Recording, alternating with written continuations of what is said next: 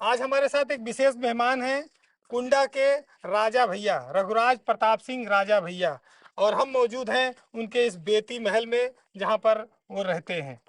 तो आप लोग जानते हैं कि राजा भैया किस तरह के व्यक्ति हैं। सियासत में उनका अपना एक ग्लैमर है, जनता में उनकी एक बड़ी फॉलोइंग है, लोग उनको पसंद करते हैं। वो साफ सुथरी बातचीत करते हैं। सियासत में उनको जरूर बाहुबली कहा गया, बहुत दबंग कहा गया, लेकिन कभी उनके विचार से, उनके आचरण से ये सब चीजें दिखती नहीं हैं। शुरुआत हम करेंगे राजा भैया कि आज जिस दौर में आप 7वीं बार विधायक हैं, जी। जब आप पहली बार विधायक बने एकदम नौजवान थे, बहुत कम उम्र के थे, हम्म। तब एक राजा के पुत्र थे, तो वोट मांगने में क्या महसूस होता था, और आज आपको क्या लगता है क्या परिवर्तन आया है आज की सियासत में? नहीं, देखिए, अगर आप राजतंत्र की बात करें तो वो तो हमारे जन्म के भी कई दशकों पूर्व समाप्त हो चुका था। जी। तो उसका कोई लाभ, उसका कोई एडवांटेज तो हाँ। मिलता नहीं। जनसेवक को जनता के बीच में ही जाना होता है, जनता की ईमानदारी से सेवा करनी होती है, और ईश्वर की कृपा से ये सद्बुद्धि रही कि पूरी साफ सफाई के साथ, ईमानदारी के साथ, और यही कारण रहा कि एक लंबी यात्रा निर्बाध रूप से चल रही है। तो नौजवान थे तो आपको जैसे वोट मांगने में कभी असुविधा होती थी कोई या असुविधा कभी नहीं, जैसे? कोई असुविधा नहीं है। हाँ। अच्छा, एक बहुत पर्सनल बात है कि जी। आप शाकाहारी हैं? नहीं, हम मांसाहारी हैं, बल्कि कहें सर्वाहारी हैं, सर्वाहारी। शाकाहारी मांसाहारी दोनों। लोग ये मानते हैं कि रघुराज प्रताप सिंह राजा भैया विचार से भी उसी तरह के हैं और आहार से भी उसी तरह के हैं, क्या ऐसा है? नहीं, आहार से विचार नहीं बनते हैं। हाँ। देखिए, ये हम स्पष्ट कर दें, आपने जो विषय है, अच्छा, हम समझ रहे थे कि आप चुनाव के संबंध में कुछ बातें करेंगे, लेकिन आप आहार और विचार नहीं, पे उस आ पर गए। भी चलेंगे। देखिए, हाँ। भारत में कई ऐसे महान योगी हुए जो आमिष भोजी थे। आमिष भोजी का अर्थ हम्म। होता है मांसाहार करने हम्म। वाले थे, लेकिन वो अध्यात्म की बहुत बड़ी ऊंचाइयों तक पहुंचे। हम्म। भारत में कई शक्तिपीठ ऐसी हैं, कई मंदिर ऐसे हैं हम्म। जहां बलि होती है हम्म। और वो मांसाहार करते हैं। ये व्यक्ति हाँ, की निजी रुचि होती ठीक है। बात है, कोई ठीक है। ऐसी बात नहीं है कि कोई शाकाहारी है तो उसके हाँ, हाँ। विचार अच्छे होंगे, या कोई मांसाहार नहीं, करता है तो उसके इसके विचार पीछे तामसिक लॉजिक होंगे। ये रहा है कि हम्म। राजा रघुराज प्रताप सिंह बड़े गुस्से वाले व्यक्ति हैं, हम्म। और लोगों के साथ बड़े गुस्से से पेश आते हैं, और बड़े दबंग छवि है, वो बूथ लूट लिया जाता है नहीं, अब कुछ। आप लोग की जो महिमा है, चाहे जो प्रचारित करें, हम जैसे हैं सब क्षेत्र के लोग जानते हैं। और दूसरी बात, गुस्सा होना या न होना, इसका मांसाहार और शाकाहार से कोई संबंध नहीं है। ऐसा नहीं अच्छा। कि मतलब जो देसी घी की पूड़ी सब्जी खाता है वो गुस्सा नहीं होता है। अच्छा, आपके लिए कई बार यहाँ नेता आके कहते हैं कि मैं कुंडा को फला मुक्त करा दूंगा, मैं यहाँ पर ये लगा कई बार, तो इसलिए ये सब सवाल लोग पूछते हैं कि भाई क्या वाकई में राजा रघुराज प्रताप सिंह बहुत दबंग व्यक्ति है, बड़ी दबंग छवि है? नहीं, मुक्त कराने की जहां तक बात है, कुंडा तो सदैव से मुक्त रहा है, भारत का एक अंग है। जैसे पूरा भारत देश मुक्त है, वैसे कुंडा भी मुक्त है। तो कुंडा कहाँ के पराधीन है। अच्छा, एक चीज और बड़ी अच्छी आती है कि आप विचार से हमेशा बड़ी शुद्धता से लोगों से पेश आते हैं, विनम्रता से आते हैं। राजनीतिक मांसाहार करने पे भी। राजनीतिक व्यक्ति का जो जीवन होता है जी। वो बड़ा उथल पुथल वाला होता है, आपका भी रहा। सियासत वाले लोग दांवपेच ज्यादा करते हैं, महाभारत की तरह रहते हैं, लेकिन घर का नाम आप रामायण रखते हैं, ऐसा क्या है? आयन का अर्थ होता है घर, आयन। और रामायण अर्थात भगवान श्री राम का घर। तो इसी भाव से हमारे इष्ट हैं, हमारे आराध्य हैं, इस भाव से हमने घर का नाम रामायण रखा है। तो ऐसा भी है कि जब आपने सरकारों से संघर्ष किया, लंबी जेल यात्रा भी रही, तो उस दौरान भी रामायण और धार्मिक पुस्तकों की ओर लगाव काफी बढ़ा हो, विचार? आप उस दौर के साक्षी रहे हैं, और बहुत कवर भी किया है जी। आपने। और हम तो ये कहेंगे कि उस दौर में आपने साहसिक पत्रकारिता करी।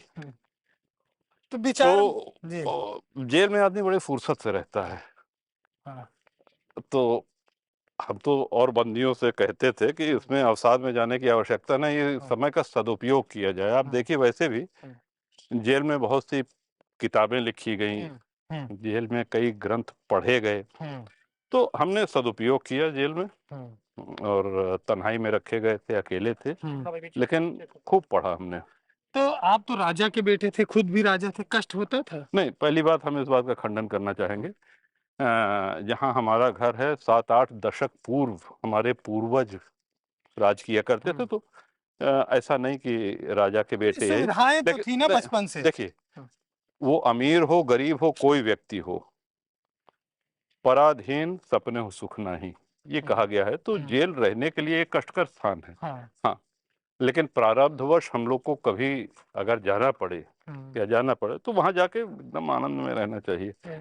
तो अच्छा कटा समय। और संयोग देखिए कि बाद में आप जिस जेल में रहे उसी के कारागार मंत्री भी हुए। जी जी जी जी। तो और हम इतनी लंबी अवधि जेल में रहे तो लोग कहते थे, जेल के अधिकारी कहते थे कि साहब हम लोग जहाँ से पैसा चुराते हैं, बेईमानी करते हैं, ये सब आपको ये जानकारी तो हो गई, पकड़ लिया आपने। और अगर आप भविष्य में जेल मंत्री हो जाएंगे तो आप सब जान जाएंगे कि हम लोग क्या करते हैं। और संजोग देखिए कि जेल मंत्री, लेकिन वो कार्यकाल हमारा छोटा ही रहा। हाँ। लगभग 11 महीने जेल मंत्री रहे, कारागार मंत्री। और उसमें बंदियों के लिए भी और बंदी रक्षकों के लिए भी कई निर्णय लिए जो आज तक कायम है, और उनको सराहा गया उस निर्णय को। बड़ा लोगों के बीच कौतूहल रहता है कि राजा बेती में क्या करते हैं, बड़ा रहस्य रहता है। तालाब में पहले चर्चा रहती थी कि ऐसा कर देते, फिकवा देते हैं, मगरमच्छ पाले हैं, खा जाते हैं। जी। इसमें कुछ सच्चाई कभी दिखी नहीं, लोगों के सामने आई नहीं, ये नहीं, हवा सच्चाई उड़ी कहाँ से? जब सच्चाई है नहीं तो सच्चाई दिखेगी कहाँ से? जिस तालाब की आप बात कर रहे हैं उसी तालाब में कूद कूद के हम लोग तैरना सीखे हैं। हाँ। और गांव के बहुत से ऐसे बच्चे हैं जो वहीं पे तैरना सीखे हैं। हाँ। तो इस विषय में जब सच्चाई है नहीं तो सच्चाई दिखेगी कहाँ? काफी सारी जो है गाड़ियां हैं, सब एक ही नंबर की गाड़ी। आपको ये पसंद है एक नंबर काफी ज्यादा? जी, हमको एक नंबर पसंद है। नंबर वन हमेशा रहते हैं आप। तो फिलहाल चुनाव पर भी कुछ बात होनी चाहिए। बिल्कुल। आपने अपनी पार्टी बनाई है, पिछला लोकसभा का चुनाव भी लड़ा है, 2 सीटों पे 1.5 लाख से ज्यादा वोट मिला। तो इस बार कहाँ चूक गए आप? नहीं, देखिए, बात चूकने की नहीं है। 2 विधानसभा में हम लोग जीते, लेकिन हमको लोकसभा में कामयाबी नहीं मिली। गठबंधन नहीं हुआ किन्हीं कारणोंवश, अब उनको हम दोबारा दोहराना नहीं चाहेंगे। तो जब प्रत्याशी गठबंधन नहीं हुआ और प्रत्याशी हमने नहीं लड़ाया, अब प्रश्न ये उठा कि समर्थक पूछने लगे कि मतदान हम कहाँ करें। ठीक है। तब कार्यकर्ता सम्मेलन बुला के हमने सबकी राय ली और ये कहा कि आप जहां चाहें वहां मतदान करें। नहीं तो और आप इंडिपेंडेंट भी तो लड़ सकते सबसे, हाँ, लेकिन हमने न लड़ने का निर्णय लिया क्योंकि हम 2019 में हमने 2 विधानसभा तो जीती लोकसभा में। 24 पे लड़ाए और 22 में आपने 24 विधानसभा भी लड़ी। जी नहीं, 18 लड़ी। और आज विधानमंडल जो है हमारा 3 का है। हाँ, बिल्कुल ठीक बात है। और बीजेपी के खिलाफ भी आपने लड़के एमएलसी अच्छा प्रताप गोपाल जी जो है वो तो बीजेपी ने लड़ाया था। बीजेपी के खिलाफ हम ये नहीं कहेंगे, हम ये कहेंगे कि स्थानीय निकाय, मतलब आपके माध्यम से हम ये भी बताते हैं कि भारत में 5 राज्यों में ही विधान परिषद है और वहां स्थानीय निकाय के जो चुनाव होते हैं वो पंचायत प्रतिनिधि मतदान करते हैं। आमतौर पे ये देखा जाता है कि जिसकी सरकार रहती है उसी के विधान परिषद के सदस्य जीतते हैं लोकल बॉडीज में, स्थानीय निकाय के चुनाव में। बड़े बड़े दल धराशायी हो गए। बड़े बड़े दल, एकमात्र दल जो एक जीता है वो जनसत्ता दल जीता है। तो ये ईश्वर की बड़ी कृपा और हमारी उपलब्धि है। नहीं, निश्चित है कि आपका प्रतापगढ़, कौशाम्बी, इन इलाकों में आपके समर्थक हैं, आपके पास वोट है, आपने पार्टी बनाई, लेकिन इसको विस्तार मिल नहीं पा रहा उस स्पीड से जिस स्पीड से मिलना चाहिए। अभी आप ओम प्रकाश राजभर को देखिए, उनकी पार्टी भी छोटी है लेकिन वो लोकसभा भी एक लड़ रहे पा गए हैं, विधान परिषद भी उनको एक मिल गई है, विधायक ही है। धैर्य एक बहुत बड़ी चीज होती है, अपना प्रयास करना चाहिए और जनता की ईमानदारी से सेवा करनी चाहिए, और सबसे बड़ी बात है अपनी विश्वसनीयता, अपनी इंटेग्रिटी, ये जनता जनार्दन की के दृष्टि में बनी रहनी चाहिए, उसमें कहीं कोई कमी नहीं है।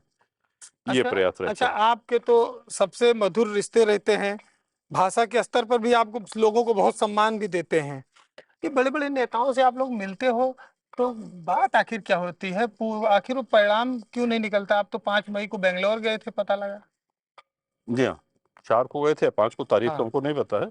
हाँ, मतलब देख के बताना पड़ेगा। तो फिर वो बहुत बहुत अच्छी भेंट रही, बहुत स्नेह मिला, सम्मान मिला, लेकिन फिर वही चीज हम कहेंगे ना कि किसी दल से आपका गठबंधन हो तभी तो आप राजनीतिक रूप से एक मंच पे देखेंगे। ठीक बात है। तो गृह मंत्री जी ने आपसे सपोर्ट तो मांगा होगा? कि किसने? हमारी मदद करिए लोकसभा में? किसने? गृह मंत्री जी ने।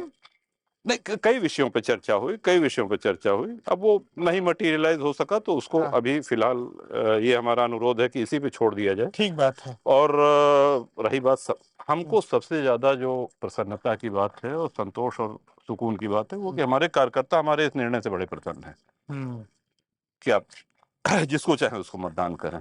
बिल्कुल ठीक बात बिल्कुल, है। क्योंकि हम ये नैतिक दायित्व तो नहीं लेना चाहते कि साहब आपके कहने पे हमने उनको वोट दिया, जिताया, मेहनत करी, अब देखिए वो नहीं सुन रहे हैं हमारा, तो हम ये उलहना नहीं अच्छा, सुनना चाह रहे सियासत थे। में लोग कहते हैं कि गिव एंड टेक का भी एक सिस्टम होता है। जी। यानी कि जब आप किसी को वोट देते हैं तो उसके बदले में कुछ राजनीतिक पद मिले या कोई उस तरह का लाभ मिले। आप तो बीजेपी को राज्यसभा में वोट दिए, पहले भी वोट दिए, हमेशा मदद गत करते 8 हैं। वर्षों से। हाँ, लगातार आप उनके साथ खड़े रहते हैं, उनको समर्थन देते हैं। जी। तो ऐसा क्या है कि आप उनके साथ नहीं, वो अपने सहयोगी दल नहीं बना पा रहे हैं, या आपको कैबिनेट मंत्री या कोई और बातचीत चल रही है आपकी आगे चल के नहीं, विस्तार हमारी में? हमारी किसी विषय में कोई वार्ता नहीं चल रही है। और गिव एंड टेक वाली जो बात कही, देखिए हमारी तरफ से निभाने में कोई कमी नहीं रही, तो ये प्रश्न आप उनसे करिए जाके। तो ये एक तरफा प्यार कब तक चलेगा? 8 साल तो हो गया। तो ये ये आप उनसे सिलसिला जो है, पूछिए। वैसे आप उत्तर प्रदेश में 7 बार विधानसभा में हैं, जी। अनुभवी राजनेता हैं, जी। और लोग आपको मानते भी हैं कि आप अभी तक लगातार हमेशा जीते हैं, परिस्थितियां चाहे जो रहीं। मैंने जो पहले बात कही थी, एक पूर्व मुख्यमंत्री जी आए थे, उन्होंने भी कुंडा के लिए कुछ बोला, फिर एक और पूर्व मुख्यमंत्री ने भी कुछ बोला, आइए लेकिन ऊपर आपने चलते हमेशा हैं। विनम्रता से चीजों का जवाब दिया, जी। बुरा नहीं माना। हम्म। सियासत में बुरा मानना जरूरी होता है? नहीं, सियासत में क्या ऐसा लगता है कि आप खाली जो दल सत्ता में उसी के साथ रह सकते हैं, या जो आपके से मैच करे, आपको कोई लाभ दे सकता है, आप लड़ सकते थे उनके साथ, उसमें क्यों नहीं हो पाता गठबंधन देखिए, आप? जहां तक क्षेत्र के विकास की बात है उसमें हम कोई समझौता नहीं करते। योजनाएं लाने में हम्म। आज आप जिन सड़कों से आ रहे हैं वो सड़कें आपको अच्छी हालत में दिखी होंगी। बहुत जल अच्छी। सुविधा है हमारे हाँ। यहाँ, हाँ। विद्यालय और शिक्षा की अच्छी व्यवस्था है, तो हाँ। हम विकास कार्य में समझौता नहीं करते हैं। हम्म। वो सरकार चाहे जिसकी हो। ठीक और बात उसके है। अच्छा, अब आ जाइए आप, जैसा कि आपने कहा कि साहब गिव एंड टेक का रिश्ता, और दो जब एक दल दूसरे दल की सहायता कर रहा है, मदद कर रहा है, तो कभी कभी ऐसा भी सही है कि चलिए कुछ लोग आए, उन्होंने समर्थन मांगा, हमने दे दिया। तो ये बताइए कि धनंजय सिंह को आपने मिलवाया? नहीं, हमारी कोई भूमिका नहीं। चर्चा ऐसी आई थी। नहीं, हम स्पष्ट कह रहे हैं। हाँ। आप जानते हैं कि हम ठीक बात है। लेकिन ये जरूर है कि ठाकुरों में आपका एक बहुत प्रभाव है, लोग आपको प्यार भी करते हैं, स्नेह भी करते हैं। आप यहाँ पर जरूर विधायक हैं यहाँ से, लेकिन जब प्रदेश के स्तर पर जाएंगे, एक बड़े फलक पर, तो वहाँ एक बहुत बड़ी जनता आपको उम्मीद की निगाह से देखती है कि क्षत्रिय समाज के एक आइकॉन के तौर पर। तो ये जो बड़े बड़े क्षत्रिय नेता हैं, इनके साथ आपका तालमेल कैसा है? नहीं, पहली बात तो ये हमारे पूर्व जन्मों का कोई फल है कि जो स्नेह और सम्मान मिलता है, और उसके लिए शब्द नहीं है कि हम आभार व्यक्त कर सकें। कुंडा विधानसभा की जब हम बात करते हैं तो हम ये भी बताना चाहेंगे कि मात्र 10,000 ठाकुर हैं यहाँ, 4 लाख मतदाता में। तो अच्छा। बाहर वालों को लगता होगा ना हाँ। कोई क्षत्रिय बाहुल्य हाँ। थी, तो हर वर्ग का आशीर्वाद, हर जाति, हर समाज का आशीर्वाद हमको मिलता है, तब इतने बड़े मार्जिन से और इतनी लंबी हो। और यही नहीं, बगल की सीट वो भी निर्दलीय बाबा हाँ, पे भाव जी थे। 6 बार से वो अच्छा, भी जीते। मुख्यमंत्री योगी आदित्यनाथ जी से आपकी बातचीत होती है? बिल्कुल होती है, क्यों एक हाँ। एक दल के नेता की या एक विधायक की अपने मुख्यमंत्री से क्यों नहीं बात होगी? अच्छे बिल्कुल, रिश्ते हैं। बहुत अच्छे। हम्म। मतलब नहीं। देखिए, हाँ। अच्छे रिश्ते का मतलब ये है कि हम 10 काम कहते हैं कि ये सड़क वो सड़क, उसमें 4-6 काम हो जाते हैं, हाँ, 2-4 नहीं होते हैं। बिल्कुल ठीक है। बिल्कुल। तो बहुत सारी चीजें आपसे बात करके अच्छी लगी, और इस चुनाव में आप न्यूट्रल हैं। लेकिन ये कि जब आओ बेती आओ तो लोग कहते हैं तालाब क्या बहुत दूर है यहाँ से क्या? नहीं, आप चाहें तो अभी दिखा सकते हैं। अच्छा, तालाब है। हाँ हाँ, तो बिल्कुल। उसमें है वाकई मगरमच्छ की ऐसे फर्जी अफवाह रहती है ये? अब ये इसका रोचकता, हम ये सवाल हमेशा आता है आपके तो सामने। इस सस्पेंस को बनाए रखा जाए या इसको? तो बहरहाल राजा भैया के बेती आवास पर हम लोग मौजूद हैं, बहुत सारी चीज़ों पर बहुत अच्छी चर्चा हुई।